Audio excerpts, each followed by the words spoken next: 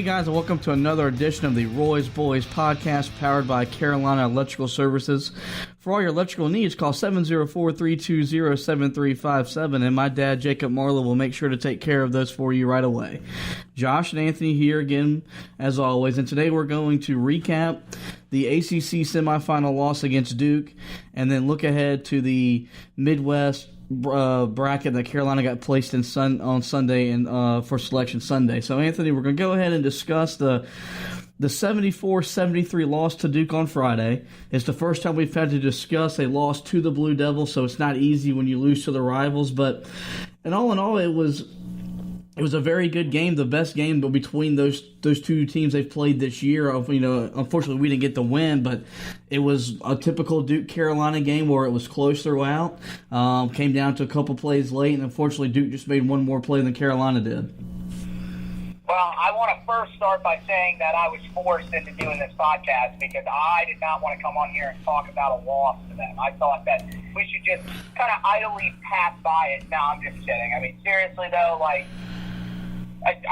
here's the thing. I think a lot of Tar Heel fans going into the game really thought that it was going to be a lot of the same from what we saw in the first two games.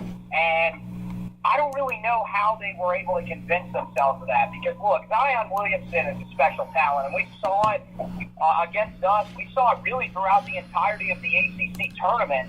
And, I thought for the most part, Carolina did a pretty good job of containing him. I mean, let's be real honest. Early on in the game, I don't know if part of it was just because there were a little bit of nerves being the first time playing in the rivalry. But there were a couple of moments where Carolina was able to affect them. He turned the ball over a couple of times, and really their entire team looked a bit off. But once Jordan, it is Jordan Goldwire, right? Yes. Yeah, that's what I thought. Once Jordan Goldwire came in, it was just a different game. And I don't really know what happened.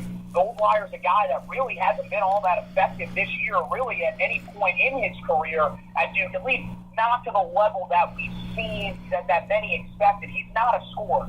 And in this game, that's what he did.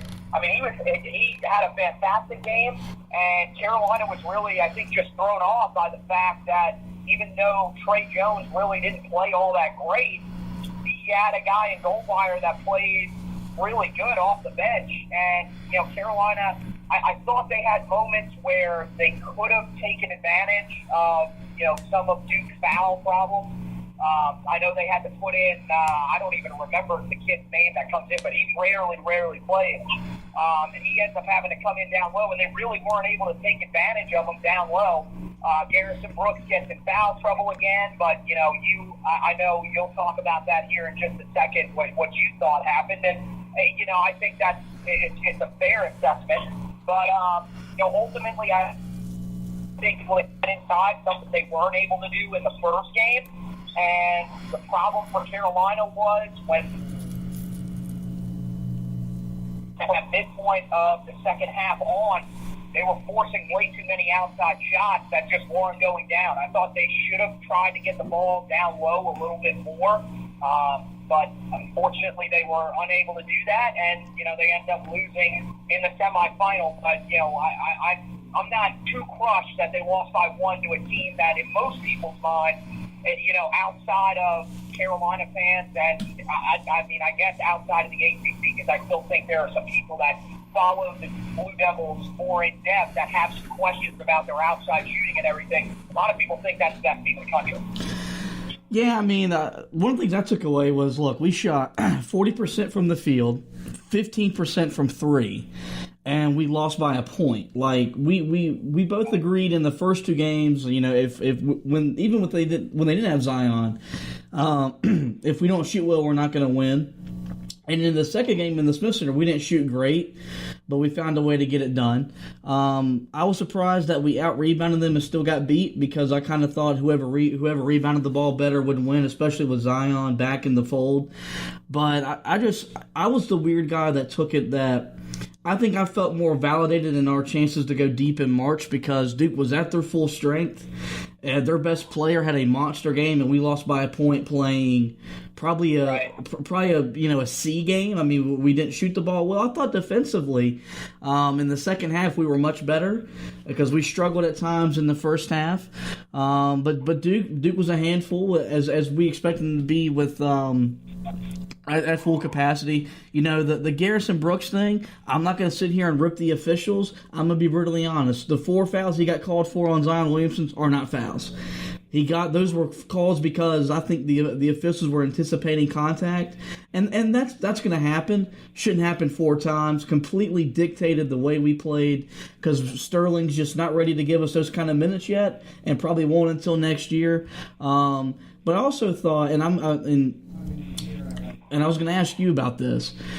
Did you ever think at some point in the game, because Coach K made the move to put Goldwire on Cam Johnson and the smaller body affected Cam, should we have maybe thrown Kenny Williams on Zion just like for a possession just to see what it could have done to him?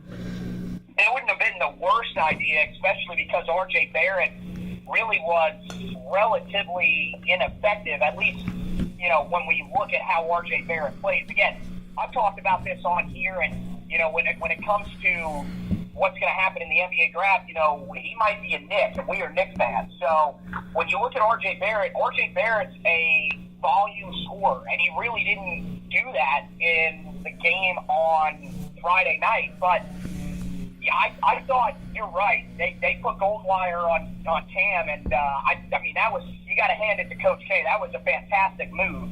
And I shouldn't shock anybody because Coach K is a fantastic coach. I mean, there's a reason why many think he's probably the greatest coach of all time when it comes to college basketball. But, I just think that maybe if it did throw Kenny Williams, it would have been interesting to see. I don't know how much different the game would have been.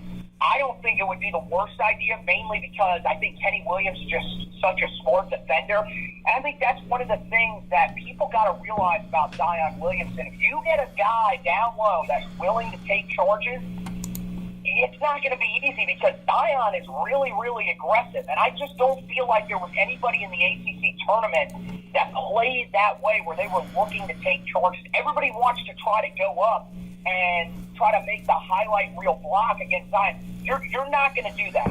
Plain and simple. You're not doing that against Zion Williamson. I mean, he's really just that much of an athletic freak. But he is a little bit undisciplined because he's a freshman, because, I think emotion has played a lot into it over the last 3 games from him. So it would be interesting to see if, for some reason, they do meet for the 4th time, which everybody knows where that would be. And we can discussion, of course, later on. It would be interesting to see if maybe Carolina does try to put someone different on him. I also think that putting Cam Johnson on him might not have been the worst idea. I think Cam's a guy that has developed into a very smart defender as well and is willing to take charges. I think maybe throwing that in there might be something that would kind of throw Zion off a little bit. I mean, I don't know about you, but I thought when Nazir Little was on him, and that's a smaller frame per se than Garrison Brooks. He's really just a little bit thinner. I mean, Garrison Brooks is not really that tall. I thought it really did affect what Zion was able to do because I thought the more athletic Nazir kind of bothered him a little bit and prevented him from being able to drive as easily. Yeah, I mean, I thought Nazir did about as good as he could do just considering the physical mismatch that there was because I think Zion's probably got at least 40, if not 50 pounds on him. One guy that I think it would have been fun to see, and of course, who's no longer on the team. Like if Theo Pinson was still on this team, like I think he would have been the guy. Like, okay, give me him because we saw him last year put his body against Marvin Bagley and Wendell Carter, and those were some hosses that Duke had inside and really affected both of those guys.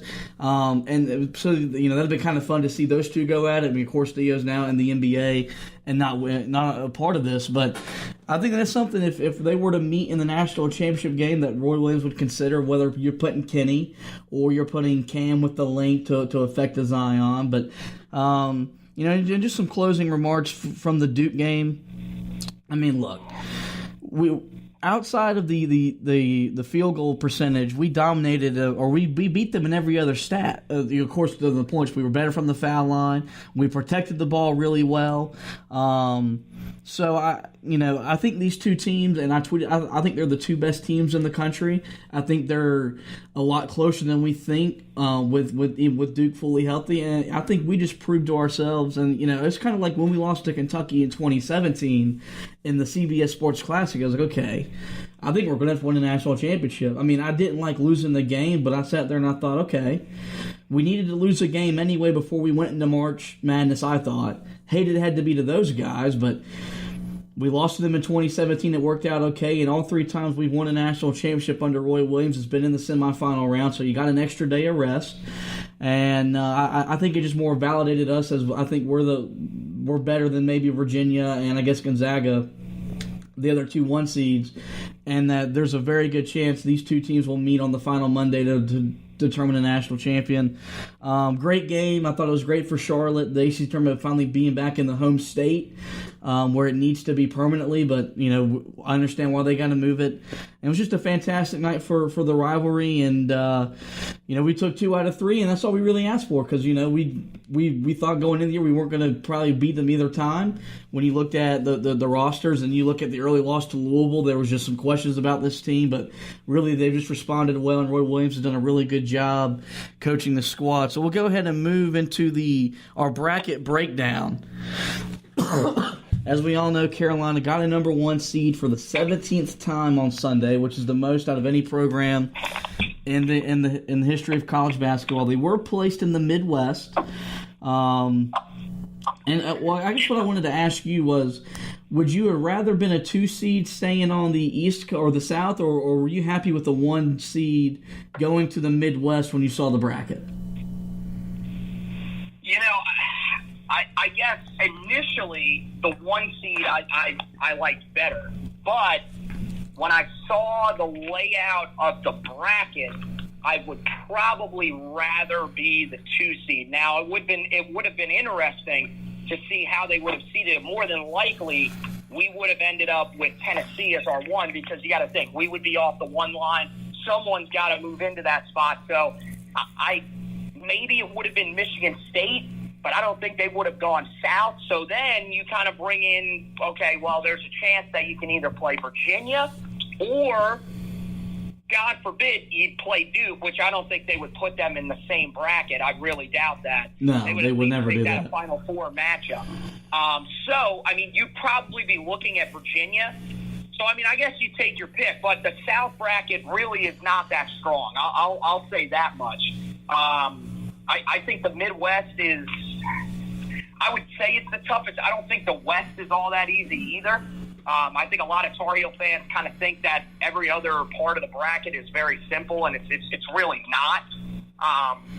But at the same time, I'm not that type of guy that really, I don't know. I don't really, again, we saw last year when we had that bracket that everybody thought was going to be so easy. It really wasn't. So, yeah, so what we're going to do is I'm just going to go through the seeds 2 through 15. I've got notes on every team. I'll read them off, and then I just want you to give me some thoughts on the team. Some of them we've seen a lot. Some of them we haven't seen yet, and the first time we see them will be during Thursday and Friday of March Madness. So we'll jump right in and start with the number 2 seed, which is Kentucky. Of course, they beat us in Chicago in December for the CBS Sports Classic. They also have wins over Kansas, who's in our bracket, and they also beat Tennessee. Of course, this is a young team led by Tyler Hero and Keldon Johnson, who are good shooters.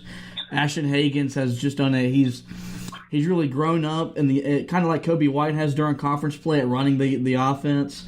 Really good on-ball defender. Not as good as Trey Jones from Duke, but has really gotten better at that area of his game. But the thing about the Wildcats, I thought this last year, and now with Reed Travis, when P.J. Washington wants to play, that's when they're dangerous because he's just so gifted and becomes a force inside. And we saw it in Chicago. They beat us up inside. So, of course, if we were to play Kentucky, it would be in the Elite Eight, and that would be a rematch from the Elite Eight game from 2 years ago. So just want some thoughts on you on this Kentucky team and what they're going to possibly do in this bracket. I mean, the layout is not really all that easy. Their second-round matchup won't be an easy one at all, but and you mentioned it, this is a team that I think a lot of people just kind of cast off after the loss to Duke to open the season, and they're a completely different team. I totally agree with you on Ashton Hagans. I think he is one of those guys that is just extremely underrated. Nobody talks about him when it comes to some of the best point guards in college basketball, and he has been fantastic. I also think that, Hero is very dangerous, and really I think, they've become a more complete team. Through all of this. So, I think they've got a real chance, I think, to be good, but we'll see. I'm still not 100% sold on them as a team that can make a national championship run because I just don't feel like they have that great inside presence that they've always had whenever they've really been one of those Final Four type teams. So it'll be interesting to see, though. I think they've got fantastic guard play, which usually helps you in the tournament, but you might need some guys in low, especially if you get to the Final Four, which, we're hoping they don't. Right. So Houston is the 3 seed in the bracket. They won the American Athletic Conference with a 31-3 record. Corey Davis Jr. is their main guy. Really good defensive team. I'm going to be honest, I haven't seen them play at all this year, but I do know that they like to defend. They don't want to get the game up and down. And they got a really tough draw with Iowa, or if they were to meet Iowa State in the second round. But is this a team that we kind of got, we looked at the top 4 and you see Carolina, Kentucky, Kansas, 3 of your blue bloods, but no one even, everyone's just overlooking Houston. This could be a team that can maybe sneak into the Elite Eight, maybe? I guess. They're a very interesting team because I've watched them play a little bit. I watched them play both games against Cincinnati, and then I also saw them when they played against Central Florida.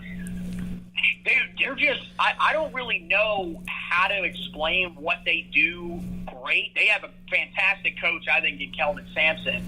And I mean, pretty much they're just a really well-rounded team. The problem with them is you play in the American Athletic Conference. How often are you really tested? I mean, Wichita State really wasn't the team that we thought they were going to be. This is the worst year that they've had under Greg Marshall. And, I know Cincinnati is up there. Central Florida, I know, makes the tournament. But I just don't know if they're quite as battle-tested as some of the other teams. And, last year, they had to get beat at the buzzer by Michigan, so it's not going to be easy. The thing that I don't like for them is the fact that they have to potentially meet Iowa State, who we'll talk about probably here in a few minutes, down in that second-round game. If they were facing a different 6 seed, besides Villanova, because I have Villanova going pretty far, which we'll talk about that in the bracket breakdown that we'll do later tonight. I think that they might have a chance to go deep, but I think that matchup, that one, I think is one that if you're a tournament junkie and you really like good games, that Houston-Iowa State matchup, I feel like is going to be a really, really good matchup. Yeah. I've got them both meeting. So we'll go ahead and we'll move to Kansas. Not the kind of year the Jayhawks were wanting to have. They were my preseason pick to win the national championship. They were the preseason, I think they were number 1 or number 2 team in the country. They've lost a lot of guys for a variety of reasons, whether it's injuries or suspension or just a guy quitting in the middle of the season. They finally lost the Big 12 regular season, so that streak is finally over after I think it was 14 years. An incredible streak, but that came to an end this year. Dedrick Lawson is their guy. When he plays well, this team looks capable of playing with anybody in the country. He didn't have the best game in the Big 12 final this past Saturday, and that was a big part why they got blown out pretty much in their backyard. But they also need better guard play. The thing is everyone's overlooking Kansas, so this could be one of those years that Bill Self uses that to an advantage and pulls some tricks out of the hat, because he is one of the game's better coaches and finds a way to do some stuff that not expected of this team. They do have a potential 4-5 game with Auburn, who just won the SEC tournament. But, we look at Kansas as a potential Sweet 16 game, which would be in Kansas City, and Roy has yet to beat Kansas since he left Kansas to come home. So, as a fan, are you wanting Kansas to advance so we can finally get over and beat them in their backyard? Yeah, I mean, definitely as a person that, has been here for 2008, 2012, yeah, I want to see them. Oh, yeah. But the other thing is they're a team that nobody is going to talk about in this bracket, but because of the layout of the bracket and the location of the Sweet 16 and Elite 8 games, you might be asking for more than you realize with this team. I know that they haven't had the year that they were supposed to, and you mentioned it. I mean, just a ton of weird things that have gone on where LeGerald Vick leaves the team, Adoka Azubuike, who was their best player, ends up getting injured. And, I mean, but the thing is they still got some guys that can really play. And you wonder if this is when some of those guys step up. You mentioned Dedrick Lawson. I mean, he was a guy that I don't think thought that was going to be his role, was to be the guy. He was going to be the number 2 or maybe number 3 guy. And now he's pretty much the team goes as he goes, as you said. I also think that guys like Demir Dotson, who I think is talented, he's still very young, and I don't think he's quite, I don't think he was ready to take over a significant role early on in his career. I thought he was a guy that probably would take a little time to progress, but he's kind of been forced into that role. He's still a talented guy. And, I mean, Bill Self, well, I don't think Bill Self is as highly, I mean, I do think he's an overrated coach. I'm going to be real honest with you. I mean, I know he's won the Big 12. He won the Big 12 regular season 14 years in a row, but I didn't think the Big 12 really presented that much competition until the last few seasons, or consistent competition, I should say, until the last few seasons. I do think he's still a good coach, and it will be interesting, that matchup with the 5-seed Auburn if they advance. I think that could be a really good one. But the thing is, for Kansas, there's a lot of people that think they're going to get upset by their first-round matchup against Northeastern. So we'll see. We'll see. I mean, they're a team that I think could be dangerous, could go into the Sweet 16 and be one of those teams that Carolina fans are up to play against, but at the same time will be a little bit nervous, or they could be a team that bows out in the round of 64. It's just, they're a very weird team, and I don't really know where they're at right now. Yeah, moving on to Auburn, who is the 5 seed. This is a team that was a preseason top 10 team.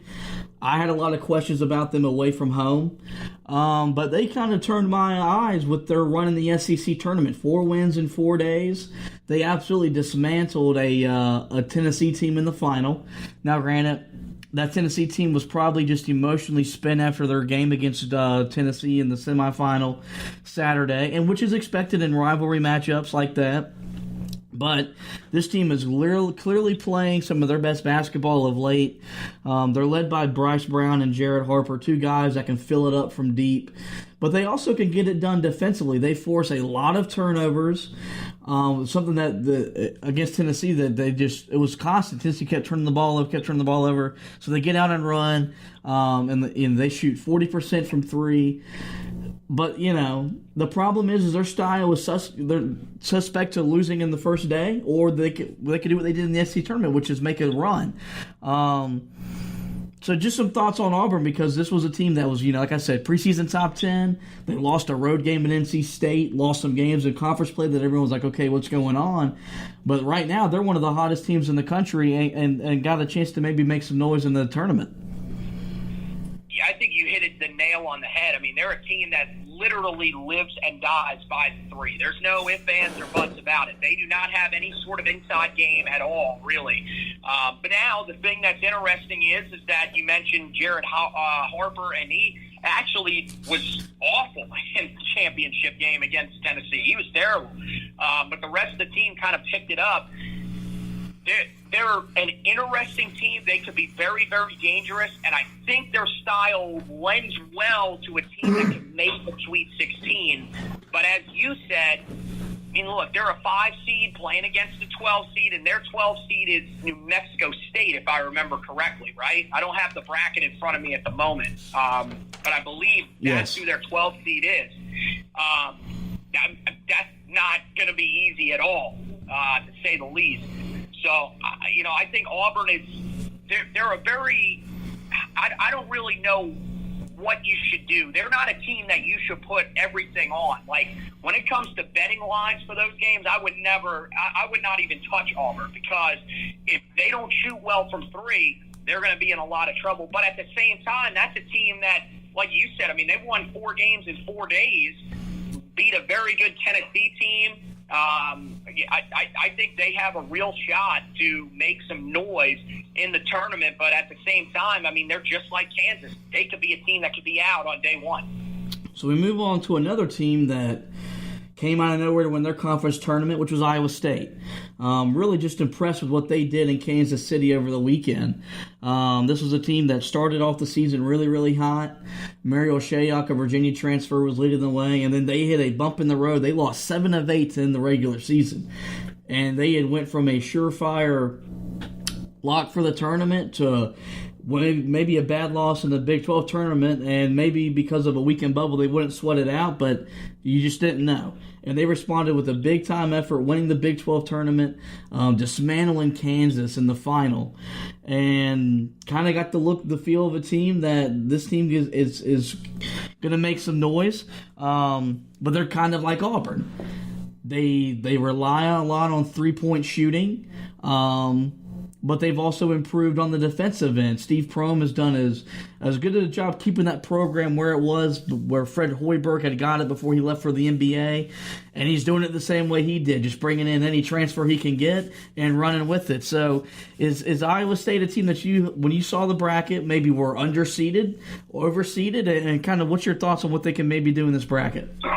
I think they were probably correctly seated with where they were at, because, I mean, look, you got to reward the team for winning their conference tournament, especially in a conference that was as competitive as that conference was this season. The thing about Iowa State is like you said, which team is really going to show up?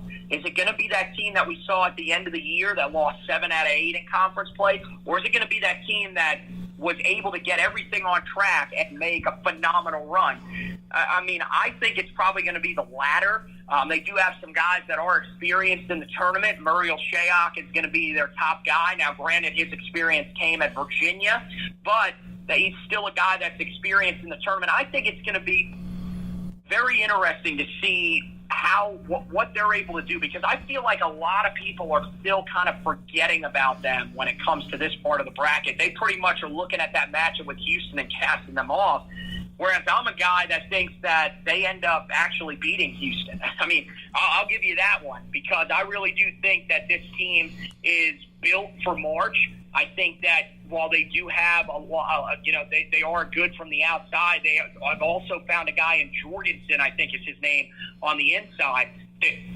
Watch out for Iowa State. I think they're going to be a tough out, and I think they make it to the second weekend. And I don't think if Kentucky sees them there, no matter who Kentucky faces, I think Houston or Iowa State, it's not going to be easy for Kentucky.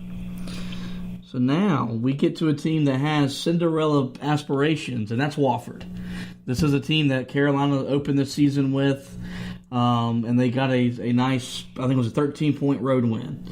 Wofford hasn't lost a game since before the new year. They went undefeated in the SoCon regular season, ran the table and won their conference tournament, and they've got probably the best shooter in the country in Fletcher McGee, who can fill it up from just about anywhere, from any angle, kind of the modern-day Steph Curry, if you will. And then they've got a guy inside, Cameron Jackson, that could probably start for a lot of Power 5 teams if he wanted to. So not only do they have a shooter, they got a guy inside that they can put the ball into, and he can get his own bucket. So just your thoughts on Wofford, because there's always that team that has Cinderella aspirations that it can scary. Last year, I remember when I watched Loyola play their final, I thought this team could make some noise. Didn't think they'd make Final Four noise, but I had them winning their first 2 games of the tournament. So just your thoughts on Wofford, and do you see this team maybe making a Cinderella type run? Remember when early in the year everybody was kind of laughing at us or just Tar Heel fans in general, saying, "Oh, you guys are really thinking that a win over Wofford is a good win." Yeah, that team is really good. I'm going to tell you, this team is the highest-ranked Southern Conference champion in a tournament ever, which means that they are a higher seed than Steph Curry's Davidson team. They are dangerous, but the only thing that I think really hurts them is their draw. I hate that matchup against Seton Hall for them. I mean, I have them winning it. I mean, I'm giving away some of the picks, but I mean, we'll do the rest of the bracket later tonight, anyways. So I'll circle back around to these. But I mean, the thing about them is man, I like you said, I love Cameron Jackson because he's the guy that really just gets no respect when it comes to, everybody, when they talk about that team, talks about Fletcher McGee. Plain and simple, because he really is that good. You said, who did you compare him to? Steph Curry? Pretty much. I would say he reminds me a little bit of Jimmer Fredette with the fact that, he's just a dead-eye three-point shooter, and I wonder if it's going to transition to the NBA for him. I don't think he's quite as dynamic of a scorer as Steph is. I feel like we know what he is. He's a guy that's a catch-and-shoot 3 guy. But they're always going to be dangerous. The one concern that I do have with them outside of their draw, though, I wonder if maybe they've kind of been in cruise control because they really haven't played anybody since – I feel like they had another significant game outside of us, but really since out-of-conference play. In the Southern Conference, granted, they had some teams that were pretty good this year. UNC Greensboro, that's probably the last time that they faced a team that was tournament-worthy.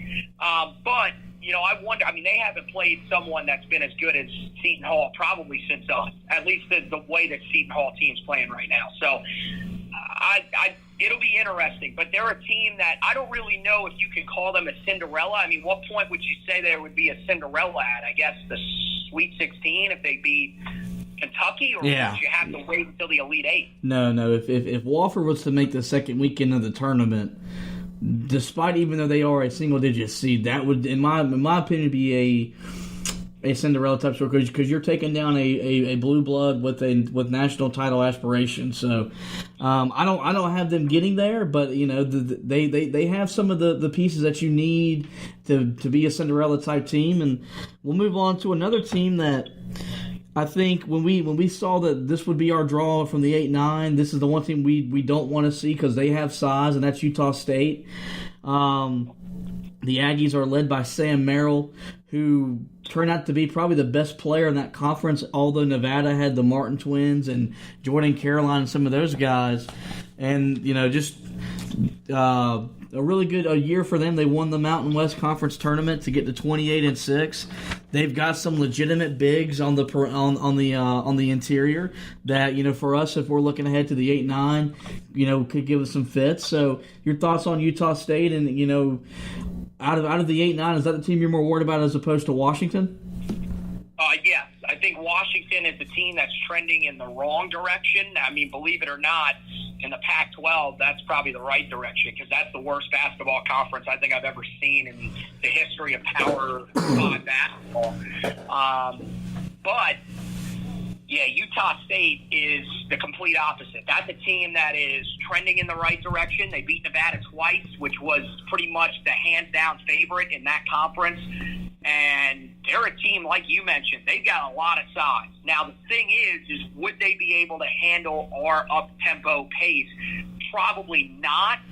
But if possible, I'd like to avoid seeing them because you just mentioned a stretch of 4 straight conference champions. Auburn, the 5 seed, Iowa State, the 6 seed, Wofford, the 7 seed, and Utah State, the 8 seed. They've all won their conference tournaments. And Utah State, I honestly think Utah State is probably a better, more well-rounded team than Wofford. I really do think that.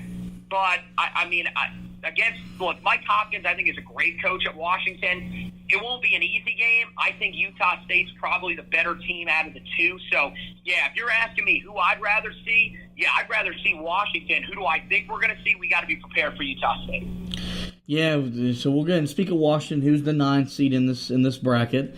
Really good year for them. Mike Hopkins has done a really good job getting that program back in the right directions, like you said, using the same principles that Jim Boeheim uses at Syracuse. He wants length to run the 2-3 zone. They don't want to get out in the open floor, try to put the game in the 60 to 70 kind of range. And he did a pretty good job of that. Won the Pac-12 regular season before losing, and I think the semifinals of their conference tournament to was it Oregon, I think, who took them down, who eventually, of course, won their conference tournament. So, led by Jalen Noel was the player of the year in that conference. So they've got a stud. Other than that, when I saw them, it was just because it was what I was watching to go to bed, and then I had to listen to Bill Walton commentate, so I just decided to go to bed altogether. But we just know they're going to play solid defense and put the game in the half court. And I'm with you; they didn't end the season as well as they had started the season, and they just have a feel like they're gonna get a quick exit and be out of here. They really do. I mean, you mentioned it. They've got a couple of guys that can make a difference, but I just don't feel like they're a team that, again, momentum going into March is so huge. We've talked about that for years, just really since we've started watching college basketball in depth. This team just doesn't have the feel of a team that is able to make a run. And really, I think out of the 8-9 matchups, this is probably the biggest differential, in my opinion. I really feel like Utah State is that much better than them. But at the same time, they do run the 2-3 zone, so maybe Utah State will be thrown off by that a little bit. Now, I don't think they have quite the athletes or the depth that Syracuse has, so it won't be quite as tough if we do end up seeing them. But Mike Hopkins is a good coach, like you mentioned, like we both mentioned. So I'll be interested to see. But I really just feel like they played in the Pac-12. Really, how tough of a season did they have? And really, even when they were in the Pac-12, they really weren't all that impressive, especially down the stretch. And then to get beat by Oregon in the conference championship game, not even the fact that they got beat, they got absolutely destroyed in that game by Oregon. Oregon controlled everything in that game. So I don't know. I don't want to say, everybody says don't take anybody lightly in the tournament, and that's what I'm trying to avoid here. But I just feel like Washington's one of those teams that's probably going to show up. They got the tournament appearance, and I think Utah State will handle them and move on. Yeah, all right. We're running short on time, so here's what we're going to do, because I got to get back to class and you got to get back to work.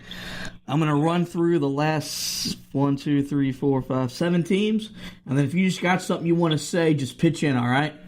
Okay. All right, so 10, we got Seton Hall, a team that really ended their season well. They entered the final week of the regular season with home games against Marquette and Villanova. Needed to win both to kind of secure their spot in the tournament. They did just that. And then they ran off 3 straight wins to make the Big East final before, of course, falling short to Villanova, who just has their hands tightly around the Big East tournament championship right now. Led by Miles Powell, Kevin Willard has done an unbelievable job. That team lost 4 starters from last year's team, and he just continues to be one of the underrated coaches in the sport. I think he's in a really good spot where there's not a lot of pressure to win, but he's doing just that at a school that has some basketball tradition and some pride. And I'm with you. That 7-10 matchup will one that we'll definitely have our eyes on when we're hanging out watching games. And Miles Powell is just a guy that he scored 29 the other night in the first half. He outscored the whole Providence team by himself. So the kid is more than capable of filling up the bucket. Very dangerous team. Very dangerous. Love Powell, like you said, and couldn't agree more on Kevin Willard. He's a fantastic coach. We'll go to number 11 in Ohio State. They had a really good start to the year after losing some players to the NBA from last year's team. the problem is for them to have a chance, they got to defend. When they don't play defense, they're not going to win because they don't score the ball as efficiently, as effectively as they need to. Maybe that'll turn around because now it's go time. But right now, Chris Holtman is still just trying to build that program back up where Thad Matta had it. Really, in my early days as a college basketball fan, they were making Final Fours, they're competing for national championships, and I think he'll get them back there. But they're an 11 seed, so they got Iowa State, not an easy draw, but you don't make the tournament and get an easy game. Just be really interested to see how they handle being in there. 19 and 14 a lot of times don't get you in, but when you had a bubble like we had this year, that was enough to get you in solidly in the field. So, any thoughts on the Buckeyes? Really didn't think they should have been in. I thought UNCG was a better team than them, and just a team that fell apart late in the season. Couldn't get a win when they needed one, and I think they'll be an easy out. I think Iowa State absolutely kills them. I think it's probably somewhere in the 20 to 25 point range. I just feel like Iowa State will run them off the court. Goodness gracious. All right, New Mexico State, another conference tournament champion in this bracket, and kind of like Wofford. They've won 19 in a row. They're hot as anybody in the country. They've got Auburn, like you said, so that 5-12 matchup will be really fun. I don't know a whole lot about them. Haven't seen them play one time, but I'll see them play either Thursday or Friday, whichever day their game is on. Look forward. The 5-12 games are always fun. I'll wonder with them, though. You've won 19 in a row, and you haven't played great competition. How are you going to match the intensity of an NCAA tournament game against a team that's just as hot as you are right now when it's win or go home? So any thoughts on New Mexico State? Team that's always had really great size. Pretty sure they have great size. Once again, I'm with you. I've seen them play. I'm going to be really honest with you. I have not watched a minute of them play, but they're a 12 seed for a reason. 30-4. Also, you got to think, this is, I think, the fourth straight year that they're in the tournament, so they do have tournament experience. Not going to be an easy game for Auburn, especially if they don't shoot the ball well. I think that's going to be one of the better matchups in the first round. 13th seed is Northeastern. This is a team that 4 years ago almost upset. I think it was Notre Dame in the first game of it was actually the first game of the tournament that year. I think they were a 14 seed. And gave that Notre Dame team all they could handle. And they have the recipe to upset teams in the tournament. They're really good from the field. They're 48% from the field overall, and they shoot 40% as a team from three. They're going to put the game in the half court, try to slow it down. They're going to take the right shot every time. Really going to be a tough matchup for Kansas, I think, and should be a really good 4-13 matchup. I think, I don't know how much experience really helps them because that was 4 years ago. The thing for me is they beat a very, very good team in Hofstra, who I thought was pretty much a lock to win that conference. You mentioned 48% from the field. That's crazy. I don't think it'll be an easy game, but I do think that Kansas is a tough out because even though they haven't played their best basketball, they really did play well in the Big 12 tournament. But it should be another interesting game in our bracket. Move on to the 14th seed Georgia State Panthers. Ron Hunter is back, this time without a scooter. And this team... I'm disappointed in that, by the way. I need the scooter back, Ron. I don't know what you got to do. Tear an ACL. Do something. We need the scooter back. This team has the same seed they had when they upset Baylor when his son hit that crazy three from the logo to take down the Baylor Bears that year. This team really gets it done defensively, averaged 5 blocks a game and forced 15.2 turnovers. DeMarcus Smith is their guy, leads them in scoring and assists. I don't know if this team is as good as that team was 3 or 4 years ago, but I think with Ron Hunter, they always have a chance. Yeah, I mean, they were a heavy favorite, I think, to win their conference tournament, but I just don't think that they're quite at that same level, like you said, and I don't think that their matchup is not as good as it was against that Baylor team.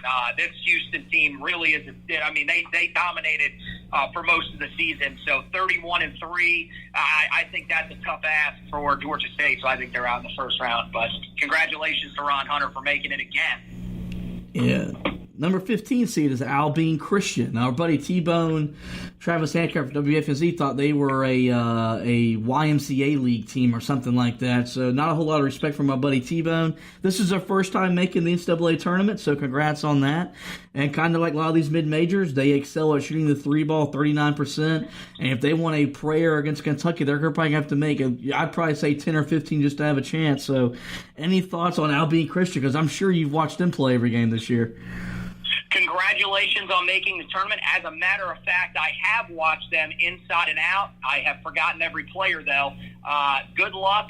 We'll see you next year. And lastly, we'll wrap up with Iona, who was Carolina's draw in the first game. And we'll have a complete preview of that game later this week. The Gales have won 10 straight to get back in the conference or the NCAA tournament. They've won the MAC 4 straight years. They did take down Monmouth in the championship game, knocking who's coached by former UNC player King Rice, and knocked them out of the tournament. We know they're going to want to run. I don't know if they want to run with Carolina, so it should be a fun game for maybe 4 to 6 minutes because you're going to see up and down basketball, but. Ultimately, I think we both agree Carolina wears them down and gets an easy win to move on to the round of 32. Way to ruin the preview podcast, buddy. But no, I mean, seriously, that's pretty much what they are. They're going to go up tempo. If you want to go up tempo against Carolina, good luck. I don't think this Iona team is as good as some of the ones that we've seen in recent years, but they've made 4 straight tournaments, so clearly they're doing something right.